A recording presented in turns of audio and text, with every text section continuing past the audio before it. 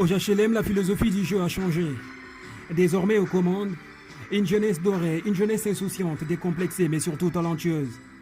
De grands noms de la compétition s'en sont rendus compte à leurs dépens.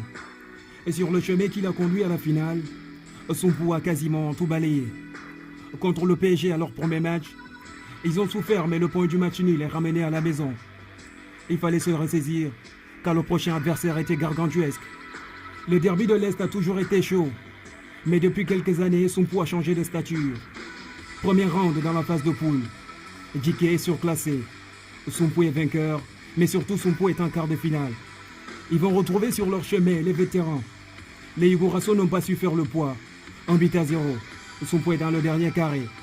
Un remake du match de la phase de poule. Et pour un second round, Djiké se présente à nouveau.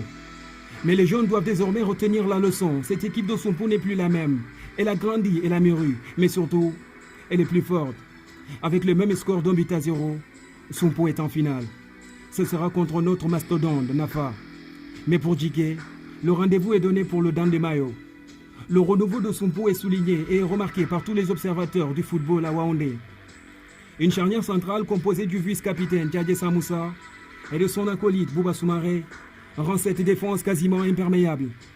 Les miettes de ballon qui réussissent à passer atterrissent sur le mur des HLM, Issa Modi. La force de cette équipe, c'est que le danger vient de derrière avec de véritables latéraux du football moderne qui mangent tout le couloir. Mams Keita et Bouna Koulibaly sont le véritable poison.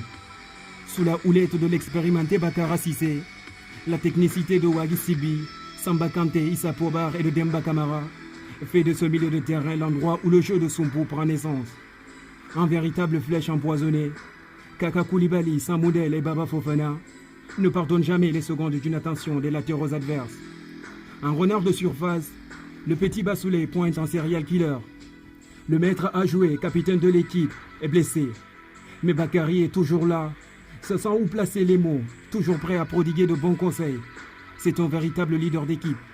C'est dimanche 20 octobre 2019, l'Armada est prête à se déferler sur Nafa pour faire des HLM le capital du football ouandanké.